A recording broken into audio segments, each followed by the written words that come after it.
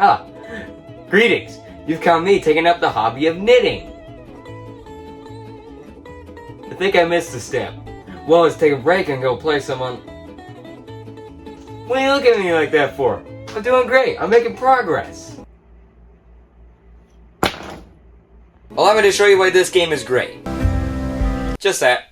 That's all you need to know. That's all you need to know that this is a good game. Want a platforming game that has a cute little mascot in it that Nintendo somehow hasn't put their grubby little hands on yet, but instead it's in the hands of an egotistical corporation? How the hell did this game turn out so good? This game. Oh boy. Why is this good? Well, what is it?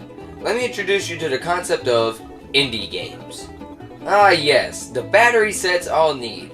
AA, AAA, and indie. AAA games are games made by the big boys. That is, big boys with diseases. These games get big budgets with large executives behind them, and thanks to the inadequate heads of these games, they also come pre-packaged with long-ass development times. Yay! You are welcome, humanity. Please enjoy my mediocre game that cost the souls of 7 libraries to fund, with day 1 DLC on the side. Thank you for your time. Be sure to tip your waitress. Yeah, it's safe to say these games are very disgusting, and yet we keep buying them. Now, AA games on the other hand are more of the same, but more compact. Let's put this in a way that only I can understand. These games are like when you choose the LS package on a new Silverado. However, in most cases with these games, the lower but substantial budget actually allows for a good balance between the various forms of quality. Usually.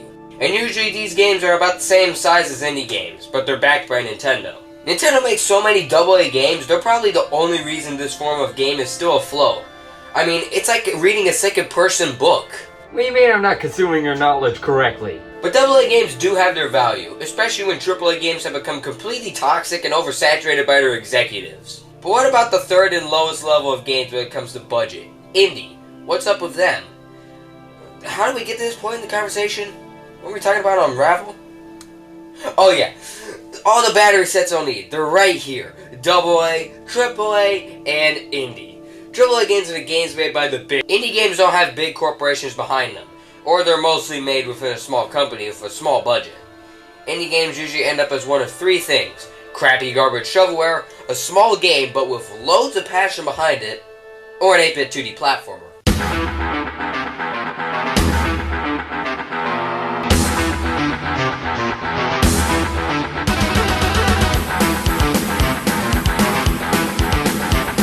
But indie games have always seemed to have so much heart put behind them, and many of them accomplish way more than you think they would. A game like Hollow Knight only had a budget of $42,000, and yet it made a profit of over $240 million.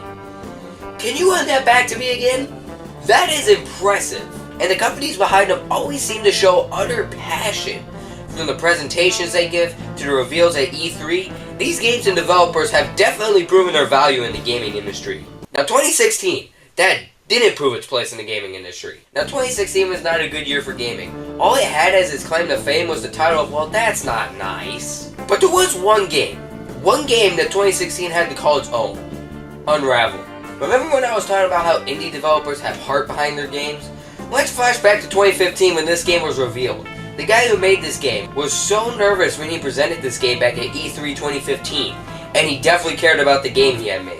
And if his presentation didn't convince you to buy the game, here's a cute little yarn plush. Go get him. It took a little while, but on February 9th, 2016, the game was released.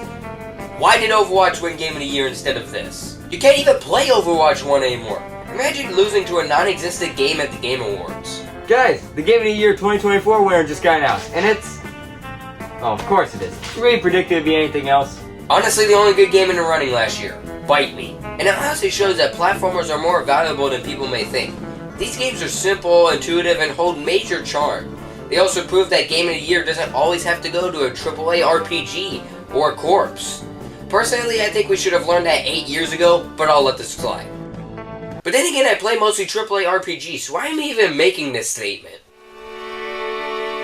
I would be terrified of that EA logo, but I'm too busy falling in love with this menu music. Right off the bat, this game definitely prioritizes immersion, as there's little to no menus.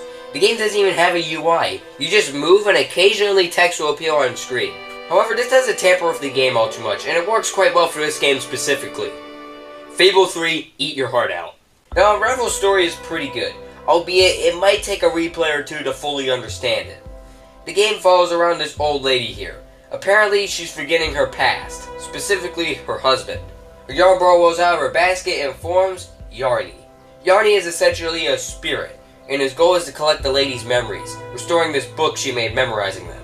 This game is quite short, only 12 levels, with the last 2 being connected together.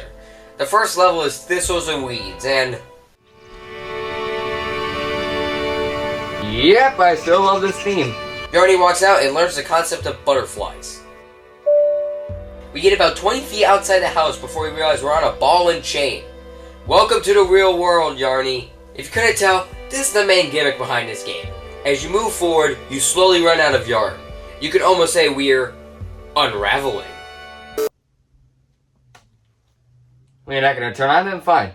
Be that way. So as you progress, you have to keep looking for more spindles of yarn. Without them, you won't be able to move forward and will have to backtrack. While moving forward, you'll encounter different platforms to jump on, objects to grab, yarn knobs that let you build bridges with the sacrifice of yarn, but you can't untie these knots and get your yarn back. Sometimes you push objects up bridges, or you use them to jump up to higher platforms, like trampolines. You with me so far? If you aren't, then you'll hate what I'm about to say next. This game does indeed have puzzles. Dun dun dun dun dun dun dun dun dun dun dun dun dun dun dun dun dun dun dun dun. Yeah, this isn't just a platformer. It's a puzzle platformer, which means as you progress, you'll have to solve puzzles to traverse the levels. Alright, where's the WikiHow page? As you move through the levels, you will come across memories that will flash into the background and you collect them. These levels are in places that the lady I need to conjure up a name for. Give me a second on this one. Well, it looks like I'll have to use my RPG experiences to come up with a name. Boom! Jane.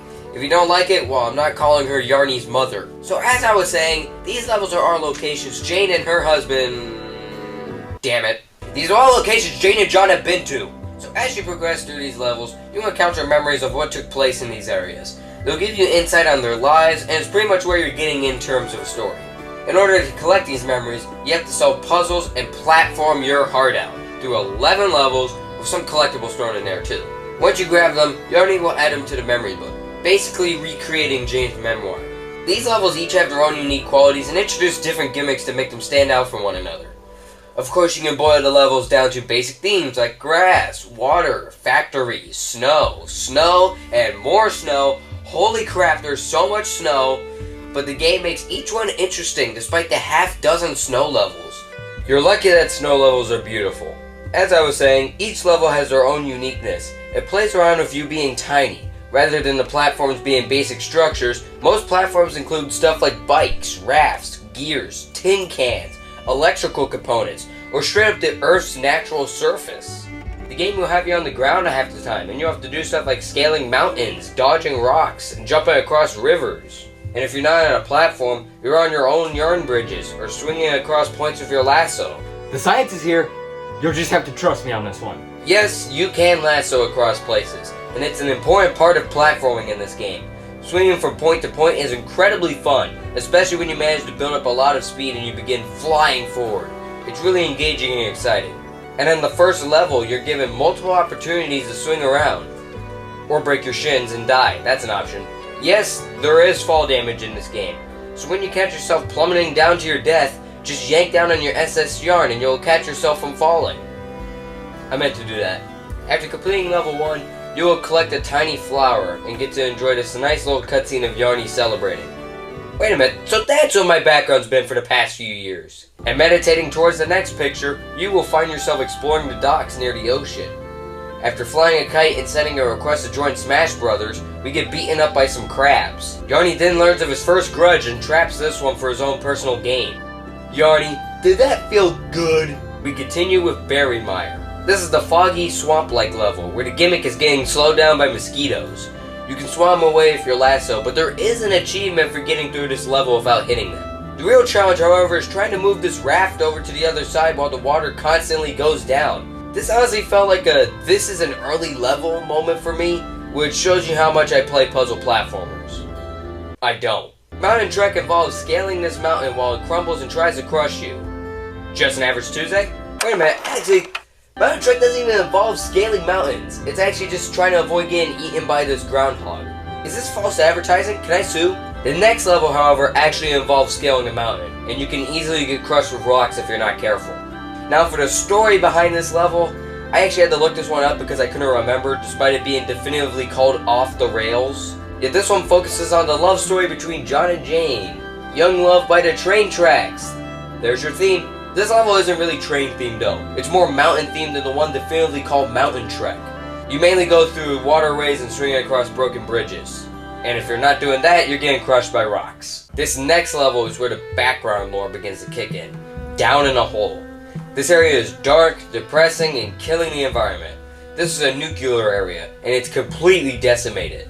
Poor Yarny looks scared out of his mind throughout. Can someone get this little guy a hug and a warm blanket, please? Each environment in this game actually gives Yarny his own unique animation. In this level, you just want to feel bad for the guy. Avoiding toxic waste, destroying excavators, and being blown away by the detail this game has is what awaits here in this level. As well as disappointment as the crow makes off of our memory spider. And you know what that means. Alright, I think our return trip to hell will be right back. Going back through Yarny's nightmares, we learn that Jane might have worked here, or was an activist against it, as we see a memory of her falcon punching this executive here. And meanwhile, Yarny continues to chase the crow down the more intense layers of this wasteland. We get stuck in a factory, still powered on somehow, and avoid getting grounded up to little strings. We make it out of that factory only to get nearly struck by lightning 24 times while on these telephone wires. Yarny might have some of the worst luck known to man. And you know what they say, lightning doesn't strike twice.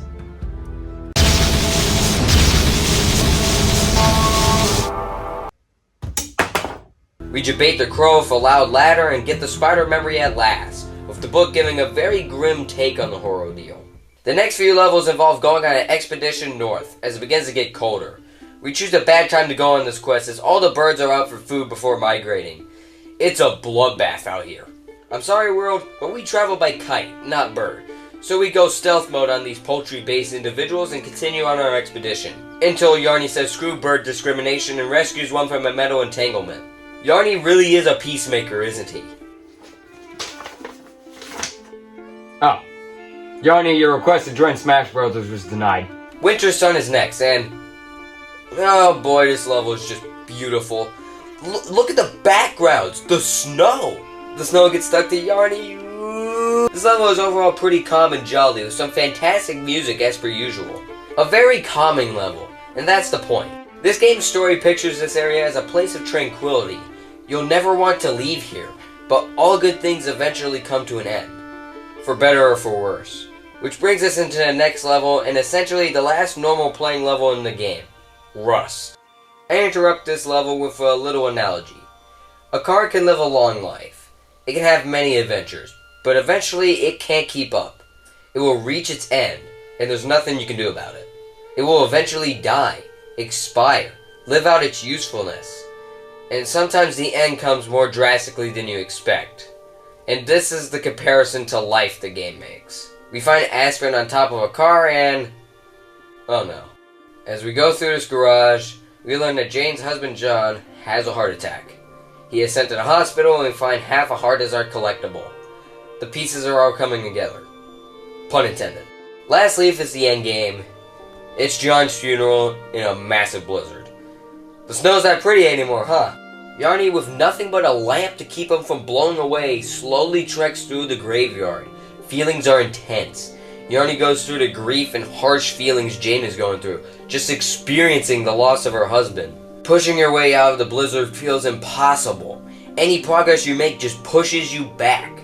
And when you think you've escaped it, you lose your light, your ability to see. It's cold and dark, and it feels like you have nothing to stand on.